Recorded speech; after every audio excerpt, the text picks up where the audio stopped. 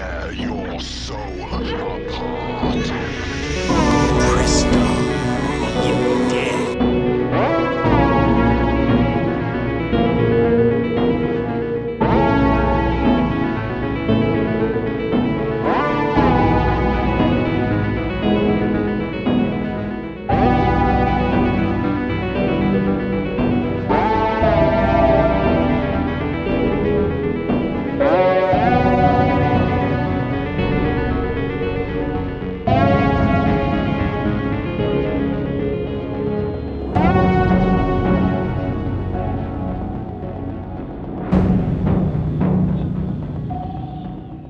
Bonjour mes amis, j'espère que vous allez bien. Aujourd'hui, vidéo critique, je vais revenir sur le film événement qui vient de sortir cette semaine, la nouvelle adaptation de Dune de 2009. Donc, c'est parti.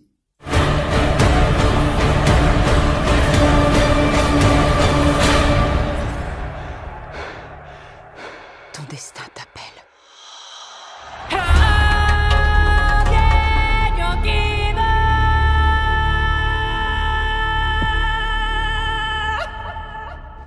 Dune est un film réalisé en 2021 par Denis Villeneuve. On retrouve dans les rôles principaux Timothée Chalamet, Rebecca Ferguson, Jason Momoa et Oscar Isaac. Dune est la deuxième adaptation du roman du même nom, donc le roman de Frank Herbert, un roman qui est sorti à la fin des années 60, un roman qui contient 6 tomes, une histoire assez dense, avec énormément de personnages, donc une histoire assez compliquée qui n'est pas à la portée de n'importe quel lecteur. Quelques années après, Dune a été adapté au cinéma en 85 par David Lynch, et c'est un film qu'on a eu la chance de voir avec mon frère David. On avait une dizaine d'années, on avait tarabusté notre frère aîné pour aller voir un film de science-fiction. Il faut se remettre dans le contexte de l'époque, donc en 85.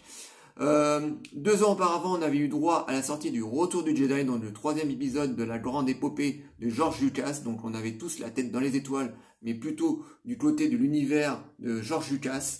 Et à ce moment-là, donc en 85 sort Dune, un autre film de science-fiction, mais qui est complètement à l'opposé de l'univers de Lucas. Et je peux vous dire qu'on a gardé un très très mauvais souvenir de cette expérience Dune. Donc bien entendu, nous n'avons rien compris à cette histoire, à cette peuplade, à cette guerre galactique, avec cet empereur qui veut absolument mettre la main sur l'épice, une espèce de drogue comme ça, qui a la capacité de prolonger la vie, qui se passe sur cette fameuse planète Arrakis. Donc on n'avait absolument rien compris à l'époque.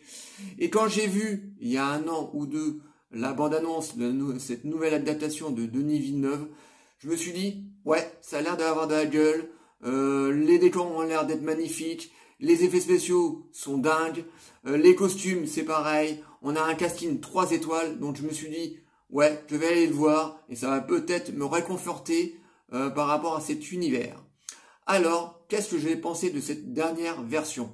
Eh ben, malheureusement les amis, oui je dis bien malheureusement les amis, je n'ai pas du tout, encore une fois, adhéré à cet univers de Dune, et pas du tout adhéré au cinéma de Denis Villeneuve. Donc, avant de vous dire ce que j'ai aimé et ce que je n'ai pas aimé dans le film, je vais vous parler très rapidement du réalisateur Denis Villeneuve. Denis Villeneuve est un réalisateur que je n'aime pas particulièrement. Je n'arrive pas à adhérer à son cinéma. Pour moi, c'est beaucoup trop lent, beaucoup trop contemplatif, beaucoup trop froid. Il n'y a pas de vie, il n'y a pas d'émotion. C'est très très froid, comme est le cas un petit peu aussi pour Christopher Nolan. Or, j'ai beaucoup plus de sympathie pour Villeneuve que pour Nolan, parce que Nolan, ça y est, c'est fini. Moi, le divorce, il est consommé. Voilà, j'ai vu Tenet l'année dernière, pour moi, c'était trop. Voilà, je me suis même barré pendant la séance. Voilà, j'ai regardé 1 heure de Tenet, et puis au bout d'un moment, comme le scénario partait dans tous les sens et qu'on n'avait aucune explication, il laissait le spectacle comme ça sur le bas-côté de la route en disant « Voilà, je te balance mon film et puis maintenant tu te démerdes, essaie de comprendre comme tu peux. » Donc au bout d'un moment, je me suis dit là, c'est la goutte d'eau qui fait déborder le vase, donc je me suis carrément barré de la salle. Donc j'ai vu un moitié de Tenet. Et donc pour moi, Nolan, c'est terminé. Alors je ne sais pas si je verrai son prochain film, mais à mon avis, il y a peu de chance. Et pour moi, Denis Villeneuve est un petit peu comme Nolan. Bon, j'ai beaucoup plus de sympathie quand même pour Villeneuve, mais ce sont des réalisateurs un petit peu visionnaires qui font des films avant tout pour eux et ensuite pour le public. Et pour moi, étant fan de cinéma, un réalisateur doit faire avant tout son film pour son public et non pour lui-même. Enfin, il fait son film pour lui, mais avant tout c'est pour son public. Et j'ai du mal avec ces deux genres de réalisateurs qui sont très visionnaires. Alors, je ne suis pas en train de dire que Villeneuve est un mauvais, il sait très très bien shooter, c'est vrai que ses films sont magnifiques, souvent il shoot dans des décors naturels, les décors sont grandioses, il joue très très peu devant des fonds verts, les effets spéciaux sont magnifiques, j'aime bien aussi ces grands plans larges là où on a l'impression que voilà ces grands plans larges où on voit ces décors gigantesques, etc. C'est quand même un réalisateur qui sait shooter ça, il sait se servir d'une caméra, ça c'est indéniable. Mais je n'arrive pas à adhérer à son cinéma. Et Dune en fait partie malheureusement. Et pourtant j'ai bien aimé la première partie de son film, beaucoup moins la deuxième. J'ai trouvé qu'il se démerdait beaucoup mieux pour pouvoir instaurer son histoire. Voilà, au bout d'une demi-heure de film à peu près, on sait qui est qui, on sait d'où on va partir le film. Donc il arrive à poser très rapidement les bases de son scénario. Donc j'ai bien aimé le début. Voilà, je me suis dit si les 30 premières minutes sont extra, le reste va suivre. Et non, malheureusement, au moment où les personnages se trouvent tous sur cette planète, cette fameuse planète Arrakis, là, j'ai trouvé qu'il y avait un énorme ventre mou à peu près au milieu du film. Au niveau du casting, on a un casting 3 étoiles. Tous les acteurs sont vraiment très très bons. Je mettrai en tête Oscar Isaac qui joue le rôle du père de Paul Atreides, donc le roi de la planète des Astriens, je crois, c'est ça, Astriens, qui est formidable. On sent que ça y est, il a pris de la bouteille. C'est un acteur qui a une dizaine d'années d'Antine derrière lui. On sent qu'il a pris de la bouteille. Là, il a une barbe et tout, mais il le joue vraiment très très bien. C'est vraiment l'acteur, enfin c'est vraiment le rôle moi qui s'est démarqué des autres. Tout le reste du casting est vraiment très très bon. Timothée Chalamet qui joue le rôle de Paul Atreides est vraiment très très bon. Bon, j'ai pas une grande fascination pour cet acteur parce que c'est un jeune acteur de 25 ans. Il a ce côté un petit peu, regardez-moi, je suis beau, etc. C'est voilà, mais il a pas beaucoup d'expression. Ça me dérange un petit peu. Il a pas beaucoup d'expression, mais il le joue plutôt bien. Celui qui se démerde le moins bien, si je devais trouver vraiment un acteur qui joue un peu moins bien son rôle dans ce film, c'est Jason Momoa, parce que voilà, j'ai du mal avec Jason Momoa. J'ai l'impression qu'il joue rôle après rôle, il joue tout le temps de la même manière, cette espèce de guerrier maori là, avec ce côté cool là, un peu super héros là, un peu super beau gosse là. J'ai vraiment énormément de mal avec Jason Momoa, donc moi je trouve que c'est l'acteur qui se démerde le moins bien dans le film. Voilà, je suis pas en train de dire que j'aime pas son personnage, mais j'aime pas la prestation de Jason Momoa. Sinon tout le reste du casting est vraiment très très bien. Mais moi ce qui me dérange vraiment beaucoup dans ce film, c'est son ambiance. Voilà, ça manque énormément de chaleur, ça manque énormément de sentiments. Voilà, parce qu'à un moment on a Paul Atreides qui perd son père, donc petit spoiler au passage, mais t'as le père de Paul Atreides donc qui meurt, et t'as Chalamet qui a aucun sentiment. Voilà, t'as le Paul Atreides, voilà, il perd son père, donc t'as sa mère à côté qui pleure, donc elle est dans les sentiments d'avoir perdu son grand amour, mais lui le fils, lui il pleure pas. Voilà, il est complètement stoïque, et ça m'a énormément dérangé. Je me suis dit Denis Villeneuve, il n'arrive pas à faire passer des sentiments dans ce film. Alors, il y a des gens, certains youtubeurs dans leurs vidéos qui disaient qu'il y avait des sentiments dans ce film. Moi, j'en ai pas vu beaucoup, hein. Franchement, je suis désolé, mais j'en ai vu vraiment très très peu. Donc, les sentiments, c'est très important. C'est ça qui apporte, c'est ça qui nous spectateurs, qui nous permet de nous rapprocher des personnages. Si les personnages sont froids, parce que c'est vrai que dans ce film, ils tirent tous la tronche Bon, c'est vrai que il y a une histoire de guerre, tout ça, des royaumes comme ça qui se tapent dessus pour récupérer cette fameuse épice. Donc franchement, ils vont pas avoir le sourire pour partir dans une guerre, mais ça manque quand même de sentiments. C'est pareil, le film une grande partie du film se passe sur cette fameuse planète Arrakis, donc qui est une planète désertique, avec du soleil, donc du sable. Et là, j'ai l'impression que c'est froid, quoi. On a l'impression que c'est une planète de désert, mais glaciale, parce que l'ambiance du film est très sombre. Alors, je vous parle même pas des décors qui se passent dans les palais. À un moment, c'est des décors très très noirs, avec des couleurs très saturées. On est même limite des fois, limite au bord du noir et blanc, tellement il y a très peu de couleurs.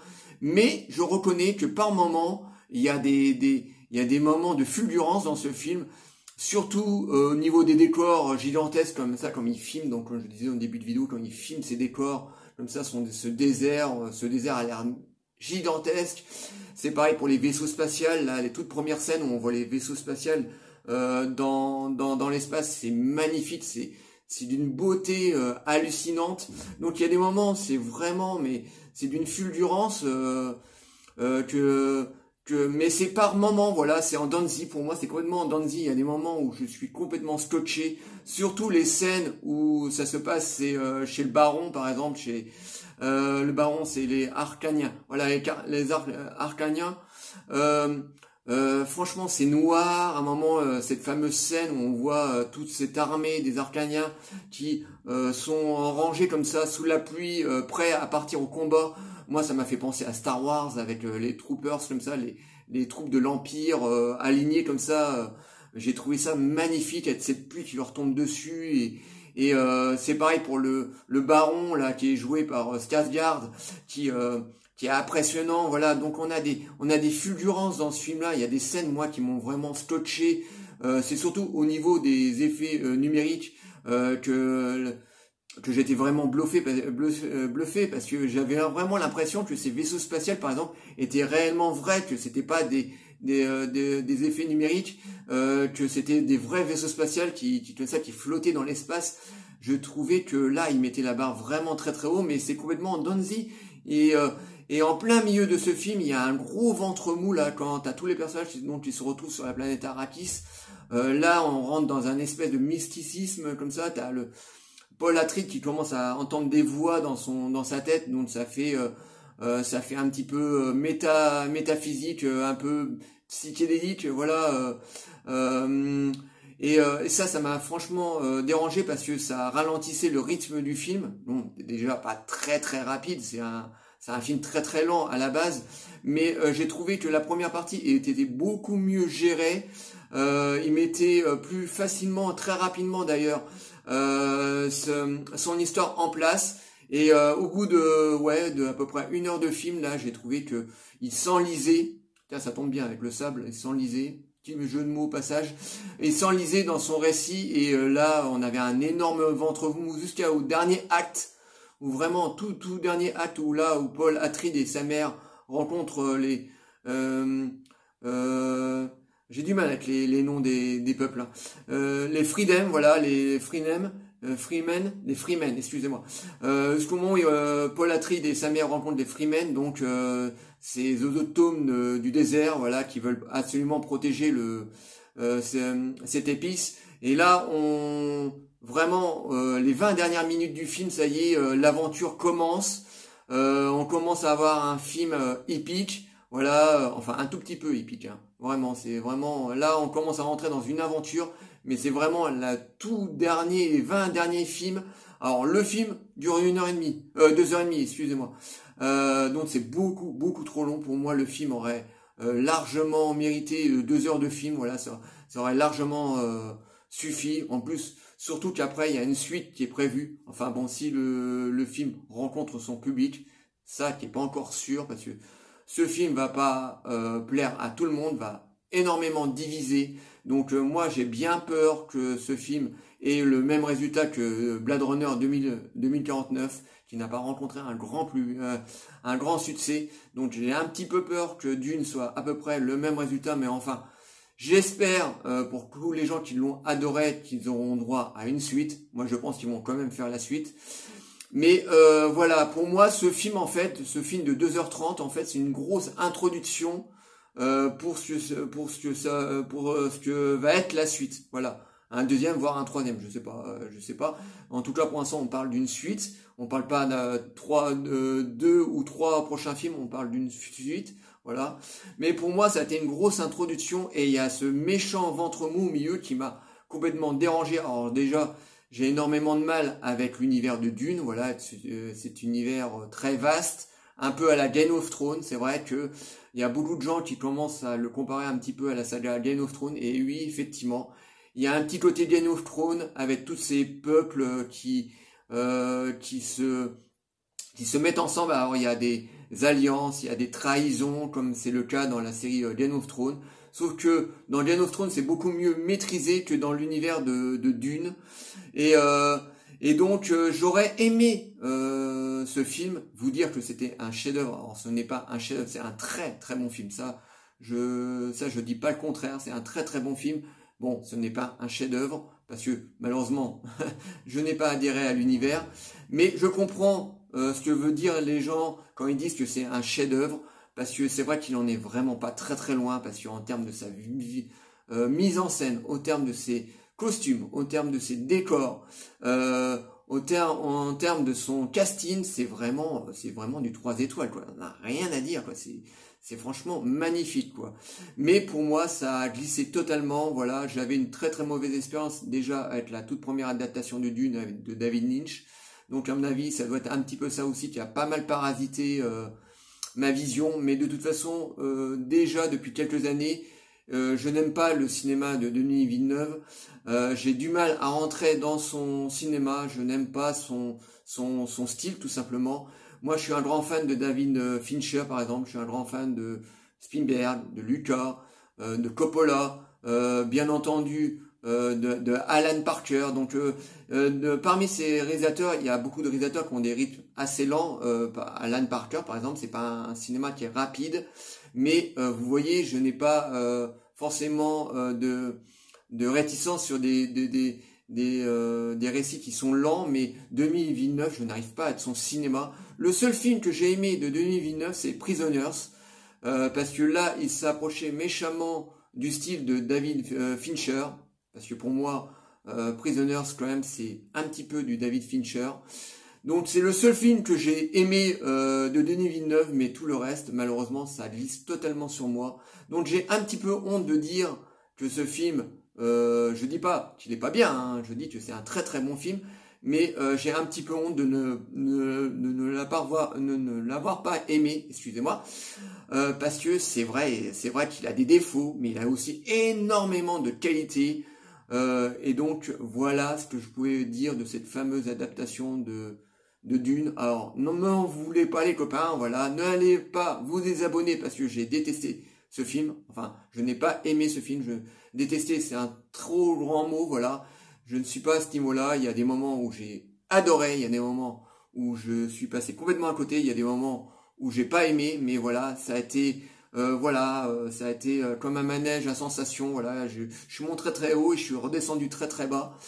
Mais voilà, j'aurais aimé adorer ce film parce que c'est vrai que par rapport aux films qu'on a eu ces derniers temps, ces derniers blockbusters américains ou les Marvel, les DC, toutes les blockbusters, les King Kong versus Godzilla, tout ça, c'était nul à chier, c'était bourré de CGI tout dégueulasse, avec des scénarios bas du front. Ben franchement, voir un film comme Dune, franchement, ça fait du bien. Et enfin, on a eu droit à un cinéma de qualité, comme on en faisait un petit peu dans le temps, dans les années 80 par exemple, ou les années 70. Et ça, franchement, ça fait franchement du bien. Mais voilà, je n'ai pas adhéré à cet univers. J'aurais aimé, franchement, très sincèrement, je suis très sincère avec vous, j'aurais aimé adorer ce film, mais bon, malheureusement, ça n'a pas été le cas. Bon, j'espère que cette petite vidéo vous aura plu quand même.